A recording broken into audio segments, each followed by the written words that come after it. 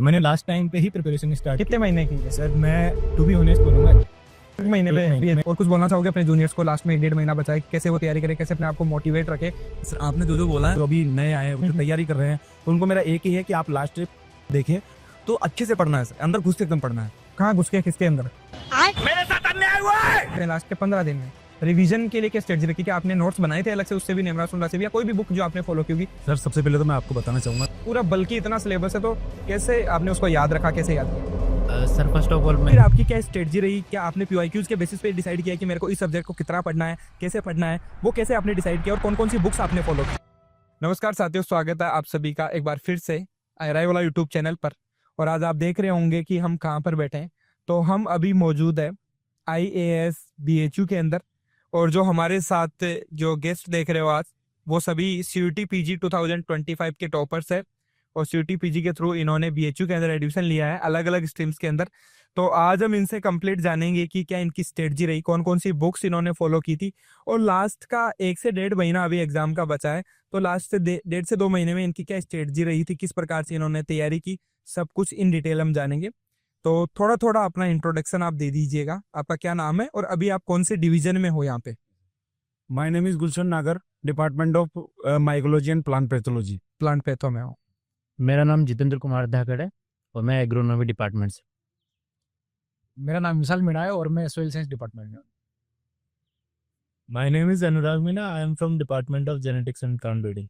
तो अनुराग, आपसे ही शुरुआत करते हैं हम। जब बात करते हैं सिलेबस की, CUET PG के सिलेबस की जो एग्रीकल्चरल साइंस के लिए है, तो उसमें केवल जो 10 हमारी सब्जेक्ट है उनका नाम मेंशन है। Yes. उसके अलावा ये भी नहीं मेंशन है कि कौन से सब्जेक्ट से कितने क्वेश्चन आने वाले हैं, क्या उसका पर्टिकुलर सिलेबस होगा, कुछ भी डिफाइंड नहीं है हमारे लिए। तो बेसिकली अब कंप्लीट 10 सब्जेक्ट को पढ़ने हम बैठेंगे तो बहुत कुछ ऐसे तो हम कवर ही नहीं कर पाएंगे। तो फिर आपकी क्या स्ट्रेटजी रही? क्या आपने PYQs के बेसिस पे डिसाइड किया कि मेरे को इस सब्जेक्ट को कितना पढ़ना है, कैसे पढ़ना है, वो कैसे आपने डिसाइड किया और कौन कौन सी बुक्स आपने फॉलो की? सर बेसिकली जो CUET PG का जो एग्जाम है, जिसमें आपने बताया कि 10 सब्जेक्ट डिफाइन है, उनका सिलेबस भी एकदम इलस्ट्रेटेड नहीं है। तो इसमें अपन बुक्स से थ्रू प्रिपेयर करें वो ज़्यादा बेस्ट है। तो इसके अंदर अगर अपन बुक्स की बात करें तो जो सबसे पहले चलती आ रही है नेमरा सुंडा वाली, वो वन लाइनर में, तो वो लास्ट टाइम में बहुत क्विक रिविजन में हेल्प करती है। जैसे आप भी अपन जान लें कि 1 से 1.5 महीना बच रहा है, तो जिन बच्चों ने थोड़ा अच्छे से पढ़ रखा है, तो एडवांस फंडामेंटल्स ऑफ एग्रीकल्चर जो बुक है अशोक सिंह मालवा सर की, वो काफ़ी बेस्ट ऑप्शन है। उसके अंदर जो भी दे रखा है इन सब्जेक्ट्स के रिगार्डिंग, वो मोर देन इनफ है, उसके बाहर कोई भी क्वेश्चन नहीं जाता। और लास्ट के मंथ है तो इसमें मॉक टेस्ट जो होते हैं, मतलब जैसे आप भी प्रोवाइड कराते हो IRI वाला, हमने उसमें सबसे मेन तो आपके जो टेलीग्राम की जो क्विजेज होते थे, तो मैं डेली लगाता था। वो 10 क्वेश्चन जो आप डालते थे वो बहुत हेल्पफुल होते हैं, उनसे क्वेश्चन आते हैं। तो जैसे 75 क्वेश्चन आते हैं उसमें, तो उनमें से 30 to 35 क्वेश्चन ऐसे ही जो टेस्ट मॉक वगैरह है उनमें से मिल जाते हैं सर वो। तो लास्ट टाइम तो मैं जूनियर जो भी प्रिपेयर कर रहे हैं उनको यही बोलना चाहूँगा कि जो बुक्स वगैरह है उन पे जो सिलेबस है इधर उधर ना भागे, एक बुक कोई सी भी पकड़ ले, चाहे नेमरा सुनने पकड़ ले या चाहे एडवांस फंडामेंटल्स ऑफ एग्रीकल्चर पकड़ ले, तो वो थोड़ा कॉन्सेप्चुअल बिल्डिंग हो जाएगा। बाकी मॉक टेस्ट जो भी आप एडवांस फंडामेंटल ऑफ एग्रीकल्चर जो बुक है उसकी 2 वॉल्यूम और बहुत बल्कि है, मतलब उसके अंदर कंटेंट भी हम ये बोल सकते हैं कि बहुत ज्यादा है, तो उनको 1.5 महीने में कवर करना तो पॉसिबल नहीं है। तो अभी लास्ट टाइम में नेमरा सुंडा बुक से अगर वो कवर करते हैं तो वो ज्यादा बेटर रहेगा, आपको लगता है? यस सर, बट ये है ना कि अगर कोई सब्जेक्ट अगर कोई वीक है, जैसे इन केस की सबके सब्जेक्ट सारे तो वीक नहीं हो सकते और सबके सब्जेक्ट सारे तो स्ट्रॉन्ग नहीं हो सकते, तो जैसे जो सब्जेक्ट वीक है उनका, तो मैं सजेस्ट करूंगा कि वो एडवांस फंडामेंटल्स ऑफ एग्रीकल्चर से पढ़े थोड़ा थोरोली। अगर उनको थ्योरी अगर थोड़ी स्ट्रॉन्ग होगी तो क्वेश्चंस में अप्लाई करके वो कर सकते हैं। बाकी जो सब्जेक्ट्स उनके स्ट्रॉन्ग है, जो उनको आते हैं यूजी टाइम अच्छे से पढ़े, उसके लिए वो नेमरा सुनना से बाहर ना जाए, क्योंकि वो क्विक रीजन में बहुत ज़्यादा हेल्प करेगी वो बुक। मिसाल आपने JRF एग्रोनॉमी की आप तैयारी कर रहे थे, BHU से आपने अपनी ग्रेजुएशन की, लेकिन उसके बावजूद भी आपने CUET PG के थ्रू एडमिशन ले लिया। एक फायदा ये भी हो सकता है कि यहाँ पे BHU से जो BSc करते हैं उनको अलग से हमारा सीट का भी परसेंटेज एक होता है, लेकिन उसके अलावा भी आपने जनरल एग्रीकल्चर के लिए कुछ बुक्स फॉलो की होगी। तो आपकी क्या स्ट्रेटजी रही थी और कौन कौन सी बुक्स फॉलो की थी और कितने दिन आपने डेडिकेट होके CUET PG के लिए तैयारी की थी? जैसे सर मैं एग्रोनॉमी पढ़ता था मेनली तो, और बाकी मैंने CUET के लिए लास्ट में नेमरा सुंडा और अशोक सिंह मालवा सर वाली बुक देखी थी। जो मेरे मतलब जो सब्जेक्ट नहीं थे, जैसे जेनेटिक्स हो गया, इकोनॉमिक्स हो गया, एक्सटेंशन हो गया, इनसे मोस्टली ज़्यादा क्वेश्चन आते हैं, तो उसके लिए वो देखा था। और बाकी मैंने PIQ और मॉक टेस्ट वगैरह वो लगाए थे आपके सर। अच्छा अच्छा, ठीक है। जितेंद्र हमारे साथ है। जितेंद्र, आपसे मैं जानना चाहूंगा कि बुक्स वगैरह तो ये बता रहे हैं, चलो ठीक है, लेकिन जो सबसे मेन जो चीज है हमारी, ये जो प्रिपरेशन करते हैं इसके अंदर कंप्लीट सिलेबस है, तो सब्जेक्ट्स को आपने कैसे डिवाइड किया, कैसे कवर किया कि आज एग्रोनॉमी पढ़ूंगा, कल जेनेटिक्स पढ़ूंगा, कभी जेनेटिक्स पढ़ रहे हैं तो एग्रोनॉमी भूल जा रहे हैं, हॉर्टिकल्चर पढ़ने जा रहे हैं तो इकोनॉमिक्स दिमाग से निकल गई, एक्सटेंशन उड़ रही है उधर, समझ नहीं आ रहा है, जो ईयर याद कर रहे हैं वो याद नहीं हो पा रही है, पूरा बल्कि इतना सिलेबस है, तो कैसे आपने उसको याद रखा, कैसे याद किया? सर फर्स्ट ऑफ ऑल मैंने सबसे स्टार्टिंग में यही देखा था कि पहले पेपर एनालिसिस बहुत इंपॉर्टेंट है। पीवाईक्यूज जो प्रीवियसली ईयर जो क्वेश्चंस पूछे जा रहे हैं, किस किस टॉपिक से कितने क्वेश्चन पुट अप हो रहे हैं पेपर में। मोस्टली क्या है कि जो एनटीए कभी मतलब एक्सप्लेन नहीं करता है कि हमें इस टॉपिक से इतने इतने क्वेश्चन आपको पेपर में देंगे, बिल्कुल। या फिर वो पर्टिकुलरली क्या है कि सब्जेक्ट्स नेम मेंशन करता है बस। उसने कभी मतलब प्रिसाइज ये नहीं दिया है सिलेबस। बिल्कुल। तो उसके अकॉर्डिंग मैंने एनालिसिस किया है कि पीवाईक्यू से किस किस टॉपिक से या किस किस चैप्टर से और किस सब्जेक्ट से कितने क्वेश्चन पुट अप हो रहे हैं, तो उनका पहले एनालिस्ट किया और उसी से एनालिसिस करके मैंने आगे की प्रिपरेशन पे ही किया। वैसे तो क्या है कि मैं एग्रोनॉमी से जीआरएफ कर रहा था, तो आधी सब्जेक्ट तो उसी में कवर हो रही थी मेरी, और कुछ है जिन पे फिर मैंने स्पेशली जैसे टाइम मैनेजमेंट करके उन पे फोकस किया। ठीक है, जैसे जेनेटिक्स है थोड़ा कंसेप्चुअल सब्जेक्ट है हमारा, इकोनॉमिक्स है कंसेप्चुअल है, जी सर। समझने में भी बहुत दिक्कत आती है स्टूडेंट्स को, जी सर। जल्दी से समझ में नहीं आता है, बुक्स में पढ़ भी लेते हैं ना वन लाइनर, तो रट तो लेंगे वो, बट सीयूटीपीजी ऐसी एग्जामिनेशन नहीं बची है कि आप केवल रट के आ जाओ और आप एग्जाम क्लियर कर लो। कंसेप्चुअल क्वेश्चन आने लगे हैं, वो भी सभी स्ट्रीम से, तो उसको कैसे बैलेंस आउट किया आपने और उन सब्जेक्ट्स को कैसे समझा? सर उनके लिए तो सेपरेटली जैसे क्लासेस वगैरह है तो वो ले सकते हैं अपन। जैसे कि ये भी टेस्ट सीरीज बहुत इंपॉर्टेंट है इनके अंदर, तो टेस्ट सीरीज लगाइए। मतलब पहले मैंने मेरा जो आगे से स्टार्टिंग में जो रणनीति रही थी मेरे इसकी सीयूटीपीजी को लेके, तो उसमें यही था कि जैसे चैप्टर वाइज पहले कंप्लीट किया मैंने। अब जैसे आप जीपीबी की बता रहे हैं जेनेटिक्स एंड प्लांट ब्रीडिंग की, तो उसमें चैप्टर किए, चैप्टर करके पहले पीआईक्यू लगाए उसके, देन फिर उसके जो भी मॉक टेस्ट वगैरह या टेस्ट सीरीज वगैरह है वो कंप्लीट करके सर उसको ऐसे ही डिवाइड करके कंप्लीट किया। बिल्कुल बिल्कुल। आपसे जानना चाहेंगे कि इन्होंने बताया कि पीवाईक्यू जो है उसके बेसिस पे इन्होंने ये डिसाइड कर लिया कि कौन से टॉपिक जो मेजर है और कहाँ से क्वेश्चन आने वाले हैं।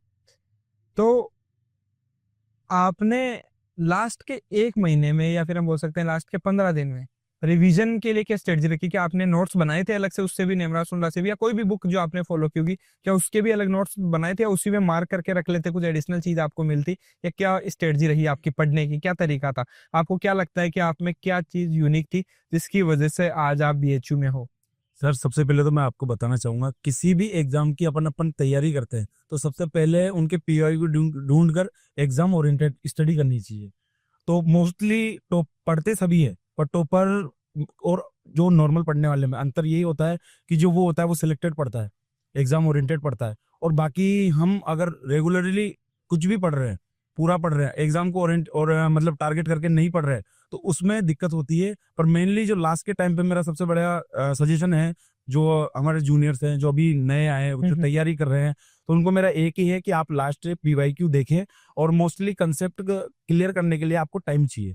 कोई भी बुक हुई जैसे अरुण कात्यान वोल्ट 1 वोल्ट 2 आप प्रीफर कर सकते हो, अशोक सिंह मालवा जो पॉपुलर बुक है, और जो रीजनल बुक जैसे नारायण नागरे हुआ, तो कई बुक हैं। तो आपको केवल उसके जो क्वेश्चन आप पीवाईक्यू देखेंगे तो आपको टॉपिक वाइज आपको आराम से आइडिया हो जाएगा इस टॉपिक में। इतनी बुक्स आपने बताई, जैसे कि या तो केवल एक पर्टिकुलर, जैसे हम सेम ही चीज को 3 जगह पढ़ते हैं तो हमारे उतनी मेमोरी में वो नहीं जाएगी, जबकि उससे बेटर हो कि हम सब कुछ एक ही बुक में पढ़े, या फिर एडिशनल जो दूसरी बुक हम फॉलो करें तो जो हमें उसमें एडिशनल लग रहा है उस बुक में मेंशन कर ले, कौन सा बेटर रहेगी स्ट्रेटजीज के अंदर, क्योंकि अलग अलग जगह पढ़ेंगे तो हम उसको रिवाइज नहीं कर पाएंगे, जब तक रिवाइज नहीं कर पाएंगे उसको पढ़ने का कोई मतलब नहीं है।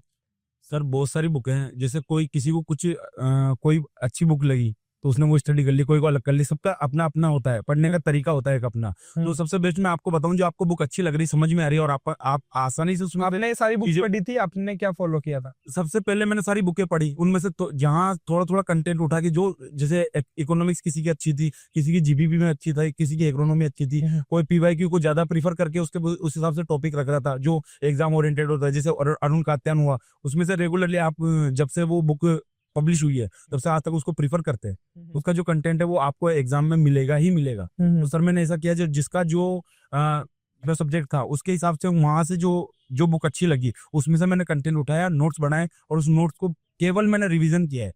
लास्ट में पीवाईक्यू सोल्व किए, एमसीक्यू जितना हो सके, जितना दिन में 100 200 300 एमसीक्यू जितना भी हो, और उसके साथ साथ रिवीजन किया सर मैंने।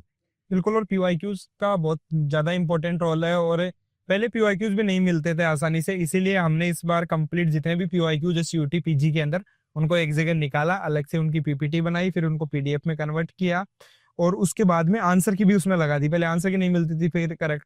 और अगर आपके पास भी अभी तक पीवाईक्यूज नहीं है तो आप हमारे आयरा वाला वेबसाइट आप विजिट करोगे तो वहाँ पे फ्री पीवाईक्यूज करके हमने एक कंप्लीट सेक्शन बना रखा है। उसके अंदर आप जैसे जाओगे तो वहाँ पे सीयूटी पीजी पीवाईक्यूज करके आपको एक फोल्डर मिलेगा।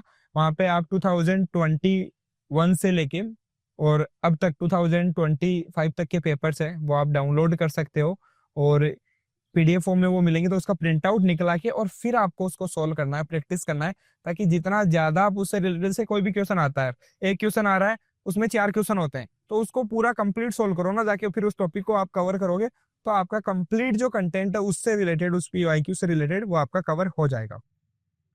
हम बात करते हैं कंसिस्टेंसी की। कहीं ना कहीं एक फियर होता है हमारा जब तक हमें अलॉट नहीं होता है कि होगा या नहीं होगा। थ्रू आउट द जर्नी आपके भी एक डर रहा होगा कहीं ना कहीं कि यार कॉन्फिडेंस नहीं आया होगा, तो कैसे अपने आप को विश्वास दिलाते कि भाई नहीं मैं कर लूंगा कुछ भी हो जाए चाहे? सर सीनियर्स, हमारे जो यूनिवर्सिटी के रहे सीनियर्स, उन्होंने हमें काफ़ी सपोर्ट किया, और वो हमारे आइडियल भी रहे। वो आज अच्छे अच्छे इंस्टीट्यूटों में, सर आप मेरे खुद सीनियर हो, आपको पता है। तो ऐसा हुआ कि जो आपने किया वो उसी यूनिवर्सिटी में पढ़ने वाले हम बच्चे भी कर सकते हैं। ऐसा कुछ टीचर्स वही सेम, इन्वायरमेंट पूरा सेम, तो आपने किया तो हम क्यों नहीं कर सकते? Exactly. आप हमारे मोटिवेशन ही हो। तो इस हिसाब से हमने ये प्रिपेयर किया कि सब जब नॉर्मल बच्चा वहाँ जा सकता है तो हम क्यों नहीं जा सकते। तो उसी हिसाब से हमने उसी तरीके से पढ़ाई की जिसे सीनियर्स ने गाइड किया। और सीनियर्स का जीवन में, आप मानो या ना मानो, लास्ट आप बूढ़े तक हो जाओगे तब भी सीनियर्स का अच्छे सीनियर्स का थोड़ा सा उसके आगे से और लगा दो। नहीं, अच्छे सीनियर्स मोस्टली सर आप जानते ही हो, सीनियर्स अच्छे सीनियर्स बोल दिया हमने, बोला तो हम कंसीडर अच्छे सीनियर्स। सीनियर दो प्रकार के होते हैं, सीनियर्स वो भी होते हैं जो आपको केवल इसलिए वो आपसे लिंक रहेंगे कि उनको कुछ काम कराना होगा, बाकी ऐसे सीनियर से जुड़ो जो आपकी ग्रोथ में हेल्प करते हैं। Yes sir. ये तो भाई आप क्या बोलना चाहोगे, कैसे कंसिस्टेंसी आपने मेंटेन रखी थ्रू आउट द जर्नी, और पहले विश्वास था कि बीएचयू में आ जाओगे मतलब कहीं ना कहीं? सर स्टार्टिंग से ही मेरा प्रिपरेशन से जब से स्टार्ट की उसी टाइम से डेडिकेशन के साथ में ही की है सर मैंने। मतलब मेरा एंजॉयमेंट भी किया है सर मैंने, स्टार्टिंग से खूब एंजॉयमेंट किया स्टडी के साथ में। क्या फिर वहाँ पे जो एंजॉयमेंट में क्या क्या आता है? एंजॉयमेंट में जैसे कि कोई स्पोर्ट्स वगैरह, या फिर कौन सा खेलते हो स्पोर्ट्स? नहीं स्पोर्ट्स नहीं खेलते, मतलब जैसे पकड़ में स्पोर्ट्स नहीं खेलते, बट जैसे कोई प्रोग्राम वगैरह होते हैं स्पोर्ट्स से रिलेटेड, तो उनमें पार्टिसिपेट नहीं करते, मतलब फिर भी रहता है ना, इन्वॉल्वमेंट रहता है ना उसमें, तो वो किया है। मैनेजमेंट कुछ भी समझो आप, वो वॉलंटियर एज ए वॉलंटियर भी हो सकता है वो, तो उसमें हमारा रोल रहा है। और बाकी तो आपको पता ही है। और तो बाकी तो यही बताएंगे आपके एंजॉयमेंट के बारे में। और सर जैसे आप जैसे अभी बता रहे थे, गुलशन ने बताया, तो सर प्रिसाइज कंटेंट बहुत इंपॉर्टेंट रोल ये करता है अपनी स्टडी में। तो हम ये भी कर सकते हैं, जैसे कि अपने 4 बुक्स बता रहे हैं, 4 बुक्स से कंटेंट उठा के प्रिसाइज खुद के नोट्स। टाइम नहीं लगेगा उसमें? बहुत टाइम तो लगता है सर, लेकिन जैसे अपने पास में इनफ टाइम हो तो कर सकते हैं। अदरवाइज लास्ट के टाइम में तो ये है कि जो कंटेंट आप प्रेफर कर रहे हैं तो एक ही करें। उसी से क्या है कि जितना हो सके उसका रिवीजन करते रहे। और पीवाईक्यू वगैरह भी जैसे आपने बताया कि चारों ऑप्शन सोल्व करके भी पूरा सिलेबस कवर किया जा सकता है। और मोस्टली सीयूटी का यही पैटर्न रहा है सर, जहाँ से मतलब प्रीवियसली ईयर में पूछा गया है, तो मोस्ट ऑफ चांस ये रहता है कि वहीं से क्वेश्चन वापस पुट अप होने के चांसेस रहते हैं सर इसमें। ये सर आप तो वैसे ही ऑलरेडी बीएचयू में थे, तो बीएचयू से बीएचयू में रह गए, इस चीज की भी खुशी है या? खुशी तो है ही सर, बीएचयू में रहना जो बाकी लोगों का सपना होता है उसमें अपन पहले से थे, तो खुशी तो है ही सर। वो तो पहले से थे, हाँ जी सर, फिर वापिस से यहीं आ गए, ये भी खुशी है सर। तो है नहीं भाई उसमें। चलो बहुत खूब। अनुराग आपका कैसा रहा, मतलब कंसिस्टेंसी को कैसे मेंटेन रखा आपने? स्ट्रगल्स फेजेज आए होंगे छोटे मोटे कि जिसमें कहीं ना कहीं आपको लगता है कि नहीं कर पा रहे हो, लेकिन दिल में जरूर अभी हमारे साथ एक और भाई जुड़ चुके हैं, हम इनका भी एक्सपीरियंस समझेंगे यहाँ पे। आप कंटिन्यू रखो। जो आप लास्ट टाइम की जो स्ट्रेटेजी पूछ रहे हो, मैं इससे मैं काफ़ी रिलेट कर पाऊंगा, क्योंकि मैंने प्रिपरेशन, जैसे मेरे साथ भाई लोग बैठे, इन्होंने पहले से स्टार्ट कर दी थी, मेरा पहले से कोई प्लान नहीं था। पीजी करने का। मैंने ये सोच रखा था कि 4 साल की डिग्री करेंगे फिर बाकी और कुछ देखेंगे। तो मैंने लास्ट टाइम पे ही प्रिपरेशन स्टार्ट कितने महीने की है? सर मैं टू बी ऑनेस्ट बोलूंगा 1 महीने की एक महीने पे BHU मेरा का- सीयूटी का कोई प्लान नहीं था, बीएचयू का कोई प्लान नहीं था। मेरा जेआरएफ करना था, जेआरएफ की भी मैंने प्रिपरेशन स्टार्ट नहीं की थी, वो भी मैंने सीयूटी के बाद में स्टार्ट करी है जेआरएफ की। मतलब काफी अनप्लान, काफी अनडिस्टर्ब चल रहा था कि क्या करना है क्या नहीं करना। फिर लास्ट में सोचा कि चलो पीजी कर ही लेते हैं, बैठो बैठो। पीजी कर ही लेते हैं। तो फिर मैंने सीयूटी का जब देखा तो सर मैं इस चीज को मतलब जो बोल रहे हैं इन्होंने काफी सोर्सेज भी बताए, काफी बुक्स बताए। तो लास्ट टाइम में इतनी बुक्स पढ़ना तो बहुत मुश्किल है, नहीं पढ़ सकता इंसान। तो मैं यही बोलना चाहूंगा कि खुद के नॉलेज पे एक बार ट्रस्ट करो कि 4 साल आप यूजी में पढ़े हो, आप एग्जाम नहीं पढ़े हैं वो क्या ट्रस्ट करेंगे खुद के नॉलेज? नहीं पढ़े हैं ना उनके। जिन्होंने पुलिया पे बैठ के चाय पी है वो कैसे ट्रस्ट करेंगे खुद पे? नहीं मैं भी वैसे ही हूँ कि 4 साल में इतना नहीं पढ़ा, but back of the mind कुछ ना कुछ तो रहता है ना कि आप खुद के ऊपर एक बार कॉन्फिडेंस रखो। जब पेपर में बैठो ना वो बहुत इंपॉर्टेंट है, उससे पहले तो उसके लिए प्रिपेयर रहो। तो जो ड्यूरिंग द 1 मंथ जो स्ट्रेटेजी रहेगी उस टाइम पे तो पढ़ा था मैं, 8 से 9 घंटे डेली हो जाते थे। तो उस टाइम मोटिवेशन था। हाँ उस टाइम मोटिवेशन ये था कि यार मेरे बाकी सारे बैचमेट्स तो सभी इसकी प्रिपेयर कर रहे हैं, इसकी प्रिपेयर कर रहे हैं, मैं भी कुछ पढ़ ही लेता हूँ। तो मैंने फिर उस टाइम पे नई नई बुक आई थी एडवांस फंडामेंटल्स, तो मैंने तो सर 15 दिन में जो वॉल्यूम 1 थी वो आराम से इजीली, क्योंकि मैं इंग्लिश मीडियम से था तो वो थोड़ा मेरे को हेल्प करा। तो बाकी जैसे मेरे कोई दोस्त है जो अभी जूनियर है वो नहीं कर पा रहे, तो उनको मैं एक ही सजेशन दूंगा, और मैं ये रियल बता रहा हूँ कि जो आपके IRA वाले की जो क्विजेज चलते थे मैं डेली लगाता था उनको, जो 10 क्वेश्चन होते थे मैं उनको, वो एंजॉयमेंट होता था कि हाँ ग्रीन टिक हुआ, हाँ फिर ऐसे लगता था हाँ भाई सही सही चल रहा है, सही चल रहा है ट्रैक पे। वो कॉन्फिडेंस देती है सर चीज बहुत को। और आप प्रिपरेशन से ज्यादा आप एग्जाम में कैसे बिहेव करते हो वो ज्यादा इंपॉर्टेंट है। वो जो क्यूजेज में और वो जो चीजें हुई ना कि हाँ ग्रीन टिक लग रहा है, एकदम कॉन्फिडेंस आ रहा है, तो आप अपनी एक्यूरेसी पे बिलीव रखो। और जो है 1 महीने की प्रिपरेशन में होगा, ज्यादा सोचोगे तो इससे भी बाहर निकल जाओगे। तो एक सोर्स को पकड़ लो, टेस्ट दो, सर वगैरह के जो PYQ वगैरह उनसे करो। बिल्कुल वैसा ही है सर। वाइल्ड कार्ड एंट्री हुई थी एक यहाँ पे पॉडकास्ट के बीच में हमारे साथ। कोई बात नहीं कोई बात नहीं, पता नहीं था तो अब पता चल गया ना। आपका MSc फर्स्ट ईयर ही है अभी? हाँ सर, MSc फर्स्ट ईयर है, horticulture department, vegetable horticulture vegetable science में हो आप? अच्छा, आपका क्या नाम है? मुनीराम जाखड़ सर। अच्छा, मुनीराम बीकानेर से। बीकानेर से हो। ग्रेजुएशन कहाँ से? नागौर एग्रीकल्चर, अच्छा, college of agriculture. College of agriculture Nagaur में आपने की है। तो आपने सीयूटी पीजी की तैयारी कब स्टार्ट की और कितने दिन की? JRF से।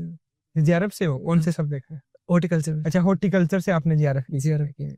तो उसकी कब की थी तैयारी वो बता दो। मैंने वो सर असल में 4 के स्टार्टिंग में स्टार्ट कर दी थी। अच्छा, जैसे रवे के स्टार्ट हुआ प्रोग्राम तो उसके साथ कर दिया। कैसे पढ़ते थे ये बता दो, चलो सीयूटी पीजी वालों के लिए भी यूजफुल रही।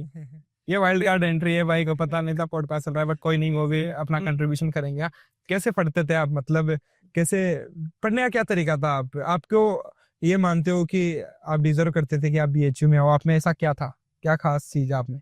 सर ऐसे खुद से पढ़ लेता हूँ, ये सेल्फ स्टडी की थी तो कैसे याद रखते तो नहीं करता ऐसे लगता है। अरे ऐसे नहीं भाई, मेरे डिजर्व करते हो तभी तुम आते हो। वो हो गया अचानक से। ऐसे अचानक से नहीं होता, मेहनत कहीं ना कहीं आज कर्म करे होंगे, BSc में पढ़ लिया होगा, कहीं तो कुछ कर्म करे होंगे तब यहाँ पे हो ना। वो तो है सर, मतलब खुद ही बोल रहे हो मैं डिजर्व तो नहीं करता। डिजर्व करते हो तभी हो मेरे भाई BHU में, ऐसे नहीं आते। अच्छा किए हैं आपने, महादेव का आशीर्वाद तभी मिला है, अच्छे कर्म किए आपने। वाइल्ड कार्ड एंट्री पे वाइल्ड कार्ड एंट्री हो रही है यहाँ पे लगातार, जो आप देख सकते हो। उधर भी आप उधर भी देख सकते हो। यहाँ पे देखो, कमी नहीं है हमारे पास, यहाँ पे पॉडकास्ट चल रहा है, लेकिन यहाँ पे सीयूटी पीजी के हमारे पास इतने स्कॉलर्स है हमारे साथ की ये बताने लगेंगे तो रात हो जाएगी, शाम हो जाएगी, 5 घंटे का पॉडकास्ट हो जाएगा। लेकिन एक एक सवाल इनका भी लेंगे। आप सीयूटी पीजी के थ्रू ही हो? Yes sir. चलो आपसे एक ही सवाल है, आप डिजर्व करते थे BHU? यस सर, बिल्कुल डिजर्व। क्यों? क्योंकि सर पढ़ाई करी थी उस स्ट्रेटेजी से, PYQ मैंने देखे एनालिसिस करके, फिर हमने पेपर दिया और रिजल्ट आ गया सर, BHU मिल गया। फिर अच्छा, पेपर दिया, रिजल्ट आ गया, BHU मिल गया। कितने दिन कितने महीने तैयारी की थी, ईमानदारी के साथ बताना। सर जब मुझे पता चला कि उसमें माइनर पे ज्यादा फोकस करते हैं, सीनियर्स ने बताया, तो वो पहले पढ़ा। लेकिन इस बार में ज्यादा माइनर नहीं था सर, तो कम से कम सर मैंने लगभग 6 महीने दिए थे सर। 6 महीने? एक बार मैंने कहा कि पेपर से 6 महीने पहले मैंने पूरा रिवीजन किया सर, लगभग पूरे सेमेस्टर का मैंने उठा लिया था। तो मुझे जब ऐसे माइनर हो गया, ऐसे इकोनॉमिक्स इकोनॉमिक्स हो गया, एक्सटेंशन हो गया, यहाँ से क्वेश्चन अच्छे आए थे सर इस बार। लगभग 7 से 8 क्वेश्चन थे, वो मैंने प्रीफर किए थे। जो सुपरलेटिव किताब है इकोनॉमिक्स वाली, तो वहां से लगभग 7 से 8 क्वेश्चन आए थे सर। वो पढ़ती है वो बुक, वो तो ज़्यादा बड़े पढ़ते हैं। लास्ट में सबसे लास्ट वाले जो कैपिटल फॉर्मेशन हो गया, एक मार्केट वाला चैप्टर हो गया, एक सर इन्फ्लेशन हो गया, यहाँ से क्वेश्चन आए थे, एक तो वो क्वेश्चन आया था। पढ़ा था आपने? हाँ वो पढ़ा। अभी यहाँ पे कौन से सब्जेक्ट में हो आप? अब इसमें मेरा जेनेटिक्स में प्लांट ब्रीडिंग है सर, अच्छा, जेनेटिक्स में हो आप। मास्टर्स में। अच्छा अच्छा, चलो बहुत खूब। और कुछ बोलना चाहोगे अपने जूनियर्स को? लास्ट में 1-1.5 महीना बचा है कि कैसे वो तैयारी करे, कैसे अपने आप को मोटिवेट रखे, डिस्ट्रैक्शन से कैसे दूर रखे, रील्स देखे नहीं देखे, देखे तो कितनी देर देखे दिन में, या इंस्टाग्राम को बंद कर दे, चैटिंग को अभी स्टॉप कर दे थोड़े दिन के लिए, क्या करे? सर आपने जो जो बोला है अभी तो बंद कर देना चाहिए, सब कुछ एकदम बंद कर दे, क्योंकि सर यूटी एग्जाम है और एमएससी लेना है, तो फिर क्या 2 महीने में सर आराम से हम प्रिपरेशन करें सर। दूरी बनाने का वक्त आ गया अब। हाँ सर बिल्कुल एकदम। तो मैं सोचता हूँ कि कम से कम अभी 2 महीना बचा है तो उसको अच्छे से पढ़ लिया जाए, बहुत ही अच्छे से माइनर पे फोकस करें। और आपको सीयूटी निकालना है तो एक बार आप इकोनॉमिक्स की क्वेश्चन, इकोनॉमिक्स का एक्सटेंशन हो गया, थोड़ा इन पे फोकस करिएगा। और निमरा सुंडा बुक आती है सर, वैसे इस बार जो क्वेश्चन आए थे सुंडा से बहुत अच्छे खासे क्वेश्चन आए थे, तकरीबन 45 क्वेश्चन आ गए थे सुंडा निमरा, डायरेक्ट नेट क्वेश्चन आए थे। तो अच्छे से पढ़ना है सर, अंदर घुस के एकदम पढ़ना है। कहाँ घुस के, किसके अंदर? ऐसे सर मैं आपको बताता हूँ, एक वीड का पोर्शन रहता है, जैसे सुंडा में अगर हम पढ़ेंगे अच्छे से तो एक राइस का उसमें वीड और उसका कंट्रोल दिया है थ्रू वीडी साइड के थ्रू। तो उसमें क्या है, राइस दिया है, राइस हमने एक हर्बिसाइड आपने सर सुना होगा ना, बहुत फेमस है, बाइसफिरबाक सोडियम। हाँ हाँ, बिस्फारिक सोडियम, सोडियम नॉमिनी गोल्ड, उसका टेडनेम पूछा था सर, पूछा था कि किसमें यूज करते हैं बाइसफिरबाक सोडियम। उसमें वीट दिया था, मेज दिया था, राइस दिया था, सीधी सी बात है राइस में यूज करते हैं। थोड़ा अगर कंसंट्रेट होकर पढ़ना है तो इस तरीके से क्वेश्चन आते हैं सुंडा से। तो सुंडा आपको अच्छे से पढ़ना है, काफी कंसंट्रेट हो, अगर नहीं पढ़ा तो सर पढ़ लीजिएगा सुंडा। टाइम है अभी, तो पढ़ लो। भाई से भी हम जानेंगे, आप कौन से डिवीजन में हो? Mycology and plant pathology. अच्छा, पैथोलॉजी पास में हो गए। आपने कितने दिन तैयारी की थी? सर सच बताएं तो मैं यहाँ पे यूजी में सच ही बताने के लिए बैठे यहाँ दूर, मतलब कैमरा खुलते ही झूठ थोड़ी बोलेंगे अपन, अब सच बोलेंगे जो बोलेंगे। आपके जो वीडियो आते थे यूजी में तो 1 शॉट वगैरह देख लेते थे, और जो सॉइल साइंस में 1 शॉट आते थे, कुछ 10 मिनट का हुआ, 5 मिनट का हुआ, 1 मिनट का हुआ, उससे क्वेश्चंस काफी फंसे हैं, मिले भी हैं। आप इसे आपने 1 शॉट वीडियो किसी चीज का आपने डाल दिया तो वो यूजी में ले लेते थे, फिर वही पढ़ा, 2-3 महीने कंटिन्यू तैयारी की है। और सुंडा तो वगैरह सभी पढ़ते हैं, तब यूजी में ही मोस्टली लोग पढ़ लेते हैं। यूजी में अगर आपने अच्छे से पढ़ा है तो आपको सुंडा भी पढ़ने की जरूरत नहीं पड़ेगी। मोस्टली मैं तो यही समझता हूँ कि यूजी में अगर आपने सब सब्जेक्ट अच्छे से पढ़े हैं तो सुंडा पढ़ने की जरूरत नहीं है। तो सुंडा पढ़ना है तो मतलब अगर आपके पास टाइम कम है, 1 लाइनर पढ़ना है तो आप सुंडा पढ़ो, कोई दिक्कत नहीं है, वरना यूजी में ही मोस्टली बिना पढ़े हो जाएगा। यूजी आपने अगर यूजी में नहीं पढ़ा ये तभी तो देख रहे हैं, नहीं तो यूजी में पढ़ते तो आगे दिन ही क्यों आता। वो नहीं पढ़ने वाले तो देख रहे हैं कि इनको तो वो चाहिए, एक रात में सीयूटी पीजी कैसे निकाले, इनको तो वो वाला वीडियो चाहिए, तुक्के मार के कैसे बीएचयू में एडमिशन ले। तो थोड़ा मेहनत करनी पड़ेगी। फिर एक ये एनआर सुंडा और मालवा की बुक। हाँ, बुक तो देखो सभी ने बता दी मतलब। तो जूनियर्स के लिए कोई लास्ट में ऐसी टिप, गोल्डन टिप जो उनकी जिंदगी बदल दे, कुछ उनके लिए काम कर जाए, कुछ ऐसा? ऐसा तो मैं शॉर्ट टाइम के लिए 1 शॉट दे। 1 शॉट डिफरेंट। अगर आपके आ रहे हैं, किसी के भी आ रहे हैं, ये देखो 1 शॉट जो मिल जाते हैं तो फंस जाते हैं उनसे। फोकस उन पे रखना चाहिए जो मतलब ज्यादा मतलब जिनका क्वेश्चन आता है। बिल्कुल। और अब यहाँ पे सुधीर सर भी मौजूद है, और भी तो सुधीर सर इन्होंने तो बता दिया कि 1 शॉट देख लो काम हो जाएगा। सर आपके 1 शॉट की जरूरत है इस समय प्रेजेंट टाइम, 1 शॉट आपसे उम्मीद रखते हैं। सर आपसे भी मतलब इकोनॉमी का 1 शॉट वीडियो, मतलब मेरे को शॉट के बारे में मत बोलो भाई। नहीं सर, मतलब आप मतलब ब्रीफ एक। हाँ मैं समझ गया, छोटा वाला है बड़ा वाला, छोटा बड़ा दोनों से जरूरत पड़ती है, क्योंकि गिरे बोलते हैं लाइव ही है यहीं पे। कोई नहीं, देखो बहुत अच्छा एक बातचीत रही आप सभी लोगों से, और शॉर्ट में ही हम इसको फिनिश करना चाहेंगे। और हमारा जो कैमरा है उसका स्टोरेज भी फुल होने वाला है, तो हम एंड करेंगे इस पॉडकास्ट को यहीं पे। काफी अच्छा रहा आप लोगों के साथ इंटरेक्शन। अगर 1-1.5 महीना बचा है और आपको 1 शॉट नहीं चाहिए, आपको पूरा कंप्लीट मतलब डिटेल के अंदर अगर आपको वीडियो चाहिए हमारे IRI वाला के जितने भी हमारे मेंटोर्स हैं उनके, तो रिवोल्यूशन हमारा एक कोर्स भी है, आप उसमें एनरोल कर सकते हो। टाइम बहुत कम बचा है, लेकिन फिर भी अगर आप में हिम्मत है कि आप कवर कर पाओगे रिकॉर्डेड लेक्चर्स को, तो आप उसमें एनरोल कर सकते हो। उसमें आपको लगभग 200 प्लस रिकॉर्डेड लेक्चर्स मिलेंगे, प्लस लाइव क्लासेस तो अब क्या ही होगी, मतलब एंड हो रहा है तो मतलब फिर भी लाइव क्लासेस आपको मिल जाएगी एंड के अंदर अगर आप अभी ज्वाइन कर लेते हो। बाकी आप एक नीचे नंबर दिया गया है, आप जो लगातार चल भी रहा होगा उन पे आप कांटेक्ट कर सकते हैं, आप हमारे साथ जुड़ सकते हैं, जिसके अंदर कंप्लीट जो IRI के मेंटोर्स हैं वो आपको पढ़ाने वाले हैं। जैसे सुबह रेडी आपको पढ़ने की जरूरत नहीं है फिर बुक, क्योंकि हमारे जो मेंटर्स होंगे वो आपको जो जितने भी इकोनॉमिक्स के कंसेप्ट होंगे वो बहुत अच्छे से और क्रिस्टल और क्लियर तरीके से समझा देंगे। तो इसी के साथ हम एंड करते हैं इस वीडियो को। और एक जल्दी जल्दी बता दीजिए कि BHU में आके कितना मजा आ रहा है ताकि वो मोटिवेट हो जाए। सर आपने भी बोला बैच के बारे में, जिनके पास जो बैच नहीं ले सकते हैं, आपके करीबन 600-700 वीडियो पड़े हैं, 600-700 वीडियो आपके पड़े हैं, अगर उन्हें भी देखते हैं तो बहुत मदद मिलती है उनसे। पर वो एग्रोनॉमी सोइल के है ना, वो कंप्लीट के नहीं है, इसलिए हम बोल रहे हैं, वो तो 2 ही सब्जेक्ट के हैं। हाँ, कोई BHU में क्यों है, मतलब BHU कैसा प्यारा है, 2-2 लाइन BHU के लिए बोलते आपने पूछा था BHU डिजर्व करते हो नहीं करते, करते हो। उसके लिए मैं ये बताता कि मेरा सपना था IRI का, तैयारी मैंने उस चीज की थी सच में, फिर किसी मिस्टेक से चूक गया। कोई बात नहीं मेरे भाई, अभी मौका और आएगा, अभी तो और आएंगे मौके बिल्कुल। सो कुछ 2-2 लाइन अपने छोटे भाइयों के लिए, एक लाइन जल्दी से बोल दो। तो जितने भी छोटे भाई तैयारी कर रहे हैं, आपका स्वागत है, हम जल्दी से आओ हमारे बीच क्यों, हम मिलते हैं। स्वागत करेंगे बिल्कुल यहाँ पे आपके सीनियर्स। और आपको जो मैंने बताया इकोनॉमिक्स, आपको डीप नहीं पढ़ना, आपको लास्ट वाले चैप्टर वो केवल पढ़ने हैं, जैसे इन्फ्लेशन हो गया, मार्केट हो गया, और थोड़ा अनएम्प्लॉयमेंट से क्वेश्चन आया था एक केवल, वो आपको पढ़ना है। सीजनल एम्प्लॉयमेंट का क्वेश्चन पिछली बार आया था, तो अच्छे से थोड़ा पढ़ लेने हैं। ठीक, इन्फ्लेशन क्या था, हाइपर इन्फ्लेशन क्या था, PYQ एनालिसिस करके जरूर जाना है। 2 महीने बचे हैं, 1.5 महीना जो भी बचा है, आपको अच्छे से प्रिपेयर करना। आइए, आपका हमारे बीचों में स्वागत है। बिल्कुल। मुझे तो 12,500 रुपए मिल रहे हैं, तो इसे मोटिवेट हो जाओ। ये गद्दीप वाले बैठे हैं, आप बताएंगे नहीं पर कैसे मिल रहे हैं इनको, ये रात की बात है। आपका वेलकम, मैं बोल रहा हूँ, मैं फिर बोल रहा हूँ, हम बताएंगे नहीं कैसे। यहाँ पे आओगे, BHU में एडमिशन ले लोगे, तो स्पेशली राजस्थान वालों के लिए एक और खुशखबरी है कि आपको पर मंथ 25,000 रुपए मिलेंगे। हम इसको रिवील नहीं करेंगे कि ये कैसे मिलते हैं। अब ठीक है, चलो एंड करते हैं इसको यहीं पे। ये रेल का BHU में एक सर नारा के साथ अपना नारा लगा दे, नमो वाला लगा देते हैं।